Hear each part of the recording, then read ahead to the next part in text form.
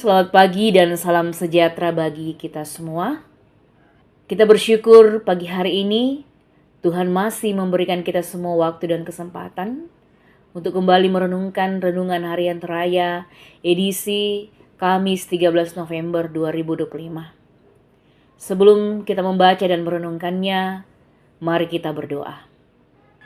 Kepadamu Tuhan, di pagi hari ini kami bersyukur dan berterima kasih untuk semua yang Tuhan sudah boleh nyatakan dalam kehidupan kami secara pribadi. Pada saat ini Tuhan, kami akan membaca dan merenungkan firman-Mu. Berkati kami semua jemaat-Mu agar dimampukan mengerti dan memahami firman-Mu hari ini melalui renungan saat ini, sehingga boleh kami pakai dalam kehidupan kami, bahkan dalam sepanjang aktivitas kami hari ini, agar iman kami kuat dalam menjalani setiap kehidupan yang Tuhan masih berikan kepada kami. Berkati kami semua Tuhan, karena kami siap untuk mendengarkan firman-Mu. Di dalam nama-Mu Tuhan Yesus, kami sudah berdoa. Amin. Firman Tuhan terambil dari surat Paulus kepada jemaat di Roma, pasal 1 ayat 18 sampai 25.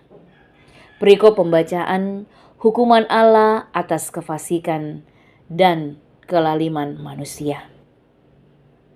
Sebab murka Allah nyata dari surga atas segala kefasikan dan kelaliman manusia yang menindas kebenaran dengan kelaliman. Karena apa yang dapat mereka ketahui tentang Allah nyata bagi mereka. Sebab Allah telah menyatakannya kepada mereka.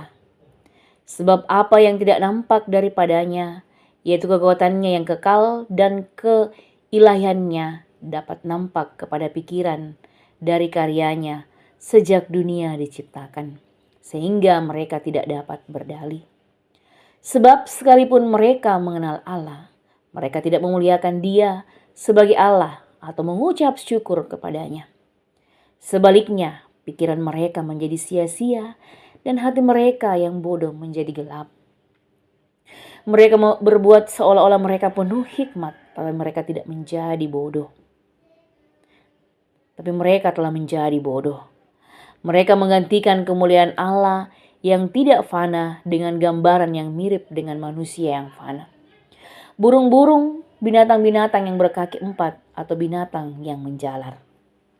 Karena itu Allah menyerahkan mereka kepada keinginan hati mereka akan kecemaran, sehingga mereka saling mencemarkan tubuh mereka. Sebab mereka menggantikan kebenaran Allah dengan dusta dan memuja dan menyembah makhluk dengan melupakan penciptanya yang harus dipuji selama-lamanya. Amin. Tema kita pada pagi hari ini, kemurkaan Allah terhadap dosa. Bapak, Ibu, dan saudara-saudara, kemurkaan Allah bukanlah emosi yang tidak terkendali, melainkan reaksi yang adil dan kudus terhadap dosa dan kejahatan manusia. Penyebab kemurkaan Allah adalah dosa dan kejahatan manusia yang menolak untuk mengenal dan menghormati Allah. Manusia memiliki pengetahuan tentang Allah melalui ciptaan Allah, namun manusia memilih untuk mengabaikan roh, menolak Allah. Bapak, Ibu, dan saudara-saudara, dari Roma pasal 1 ayat 18 sampai 25 menunjukkan bahwa kemurkaan Allah tidak ditujukan pada manusia secara sembarangan, tetapi pada mereka yang dengan sengaja menolak kebenaran dan memilih hidup dalam dosa. Manusia mengenal Allah karena ciptaannya, bersaksi tentang keberadaan dan kuasanya. Tetapi manusia tidak memuliakannya. Bapak, Ibu, dan saudara-saudara, sebaliknya manusia menukar kemuliaan Allah dengan berhala, baik itu dalam bentuk materi, dalam bentuk keinginan, maupun ego mereka sendiri. Nah, sikap seperti inilah yang disebut pemberontakan rohani, mengetahui kebenaran, tetapi memilih menolaknya. Maka sebagai bentuk hukuman, Allah membiarkan manusia hidup, mengikuti keinginan hatinya yang jahat. Bapak, Ibu, dan saudara-saudara, ini bukan hanya hukuman di akhir zaman, tetapi penghakiman yang mulai terlihat di dunia sekarang melalui kekacauan moral, rosaknya nilai, dan hilangnya rasa takut akan Tuhan.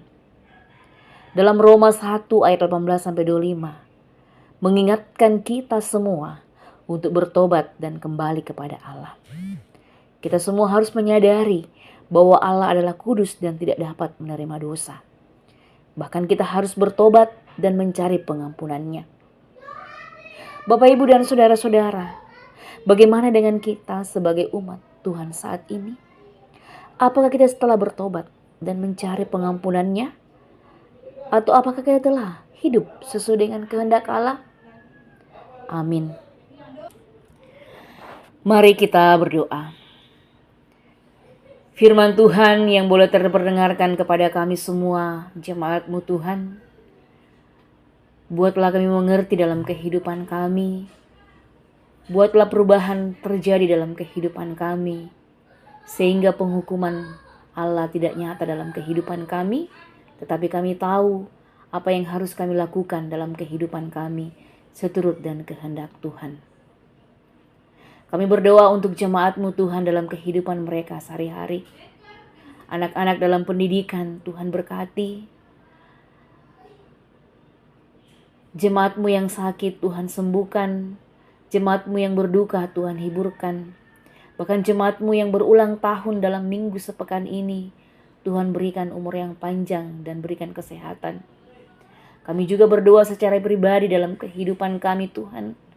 Berkati kami, sehingga kami juga dimampukan untuk selalu bersyukur dan berterima kasih untuk semua yang Tuhan sudah berikan dalam kehidupan kami.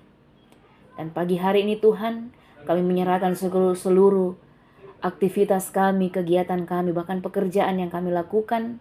Dan apapun itu Tuhan, kami selalu berpegang dan mengandalkan Tuhan dalam sepanjang kehidupan kami. Ini permohonan kami, ungkapan syukur kami yang kami boleh naikkan kepadamu. Di dalam nama-Mu Tuhan Yesus, kami sudah berdoa. Demikianlah renungan harian Toraja pada saat ini. Selamat pagi, selamat beraktivitas, Tuhan memberkati. Amin.